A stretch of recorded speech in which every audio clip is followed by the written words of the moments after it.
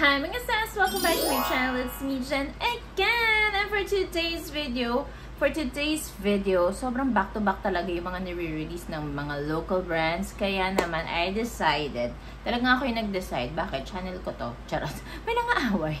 Pero hindi, I decided na mag-get ready with me using the newest products dito sa local kineme natin. Okay? So, tatry natin ulit yung foundation ni Strokes, concealer, color corrector, yung easy na mga bagong eyeshadow and face palette, yung mga brush na bago, mga lip products ni Colorette, ayan, yan yung mga iti-try natin, yung kay Tevian, diba?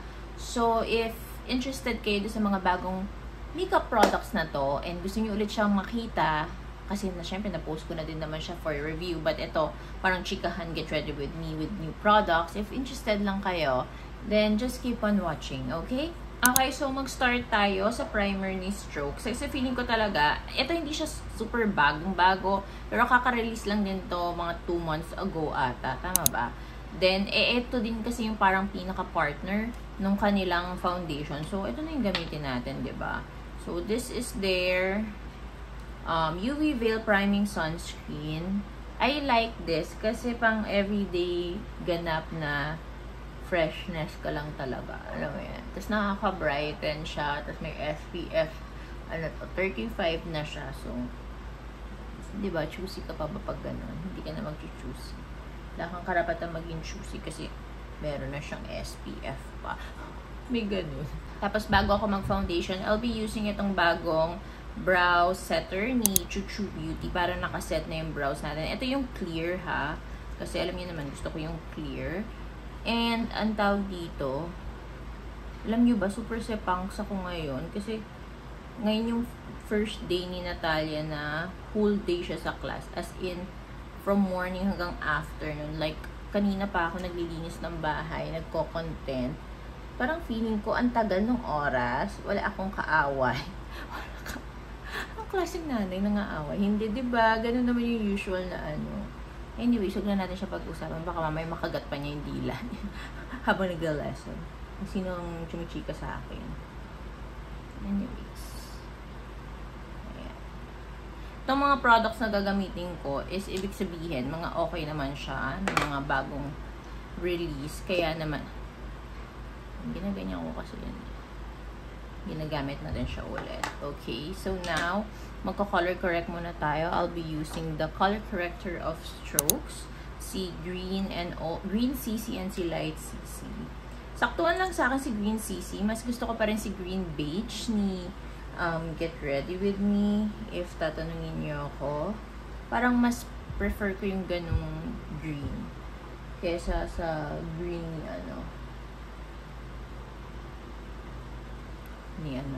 ni Strokes.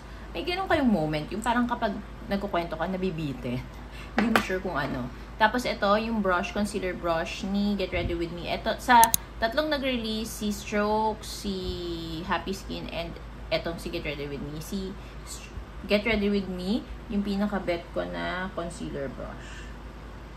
Siya talaga yung nakakagawa ng job niya na alam mo yun, mag-blend ng maayos for concealer.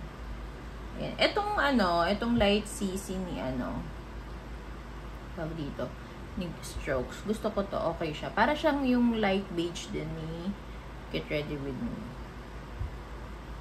So, carry boom boom siya sa akin. Pero si Green CC, pakita ko sa inyo mamaya. Sakto lang siya, so-so lang siya sa akin. Mas bet ko pa rin yung kay Get Ready With Me. Tapos next is itong Green CC. Tuldo ko lang. Kasi ayaw natin maging Shrek tayo. Alam niyo yan. Yan, i-blend natin ulit. Yan, diba? Parang mas okay pa rin talaga yung kaya. Mas gusto ko pa rin yung green beige. Okay, so this is the moment of truth. Yung pinaka-favorite ko ngayong foundation. It's from Strokes. Actually, umorder ako ng Light 02 kasi nga feeling ko yun talaga yung shade ko. This medium 01 is medyo dark sa akin pero okay na din. I can make it work, pero of course, mas maganda kung yung shade mo talaga siya. And a little goes a long way. As in, grabe talaga yung coverage nito. I love it so much. Like to the highest level. Dry skin girl ako, pero nako mga sis, hindi talaga siya nagda-dry sa skin ko. Hindi siya drying.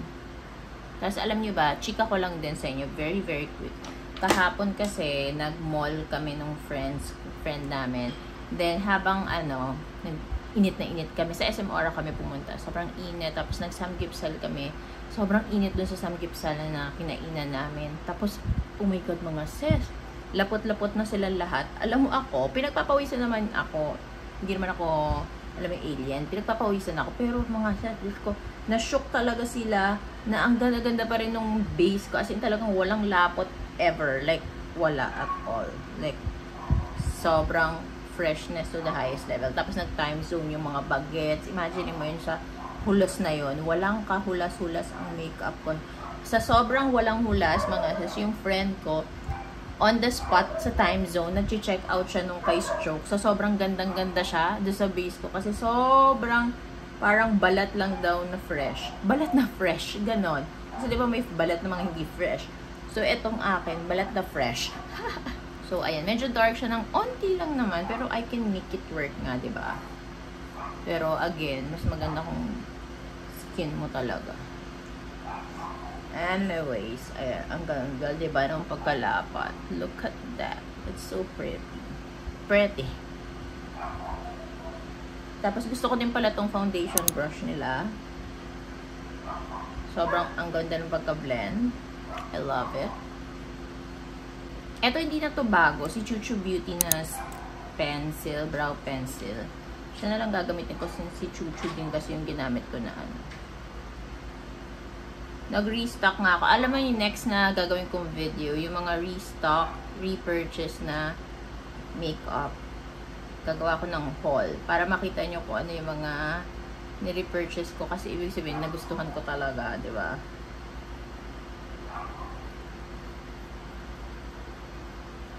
Kakaiba. Alam mo yun, hindi ko pala nakwento pa ulit na grabe, kakaiba yung event ni Strokes.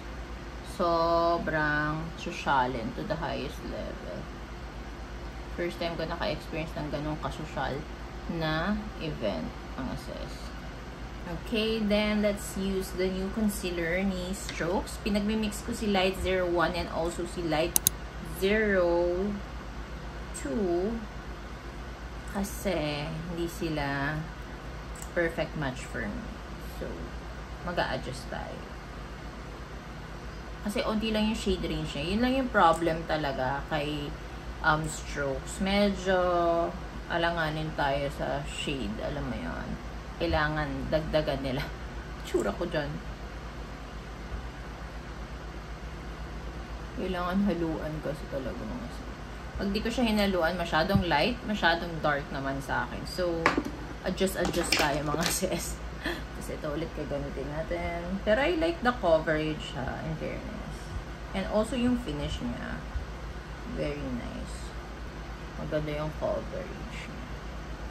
Perfect siya dun sa foundation nila. Coverage yan. Okay, then for contour or bronzer, I'll be using si Teviant in the shade Cacao. This one, super nice din talaga tong product na to. As in, ang ganda niya. Ang social nga diba? Ang social ng Strokes and ng Teviant. Diba? Yeah.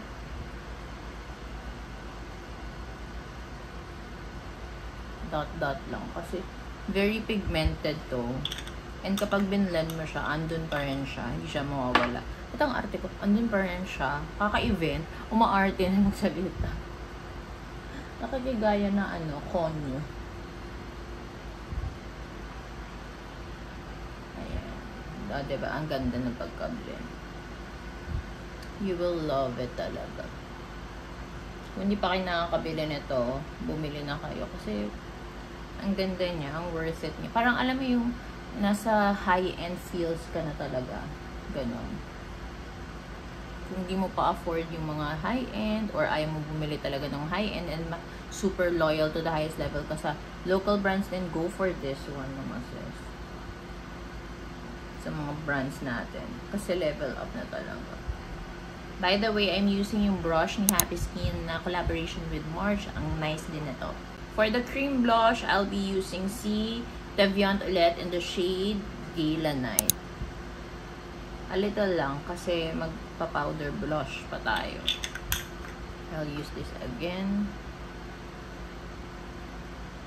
Diba ang freshness lang. Next mga sis, set ko muna siya ng setting spray ni Strokes. Ito yung bago din nila. Para lang, alam mo yun, mag-blend in. And then, let's proceed with the eyeshadow muna. So, for the eyeshadow, I'll be using, of course, the new eyeshadow palette of Easy. Oh my gosh, super nice, diba? So, ito yung nagawa ko eh. Ayan, na-customize ko. So, gusto ko fresh-freshen lang. So, ito muna yung parang light brown. Ayan, tap-tap muna tayo. Then, ayan.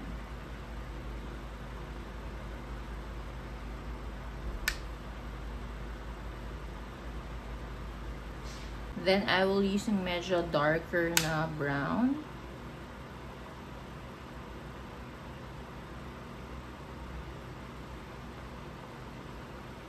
Light lang, pero parang nag-smoky eye. Wait nga. Tapos, maglagay tayo ng shimmer.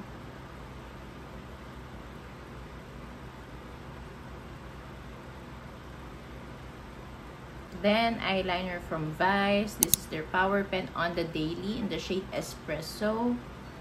Konti lang. Ayan.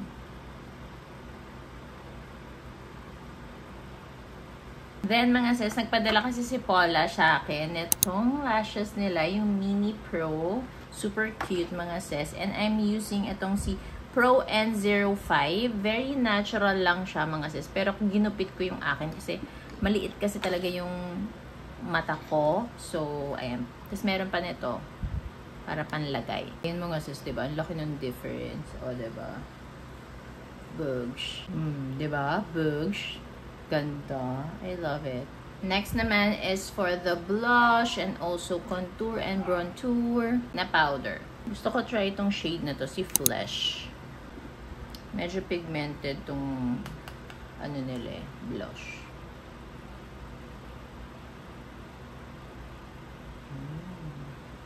It's nice.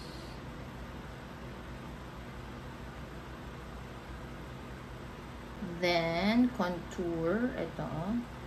Si Haze. A little lang. Then, a little bit of bronzer.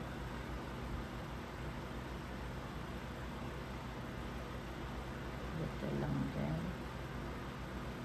Then, I will use itong highlighter din nila.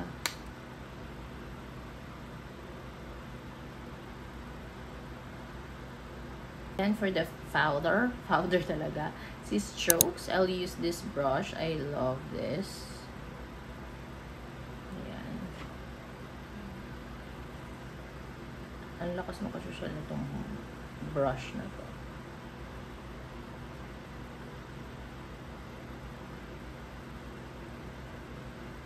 Then, I will use itong si Rest Day ni Colorette for my lips. Then, si Wind Down, lalagyan ko lang dun sa inner part.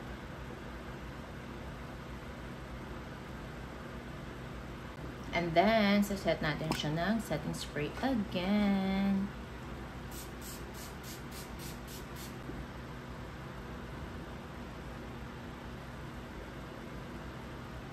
So, this is our final look using the new products of local brands, mga sis. I'm so happy kasi talagang, again, ayan na naman sabihin ko, level up na talaga sila. And I super love the new products. Talagang, wala, ang ganda nila eh. So, mabubudol at mabubudol na lang talaga tayo, mga sis. So, if interested kayo sa mga products na ginamit ko and you want to recreate this look Then, the link will be on my description box. Gorabels na kayo kung ano pa yung mga kulang-kulang nyo dyan. Or kapag na-order nyo na Gorabels, try nyo na itong look na to. And tag me, okay? So, ayun lang. Thank you so much for watching. Don't forget to like, share, and subscribe on my channel, mga sis. Bye!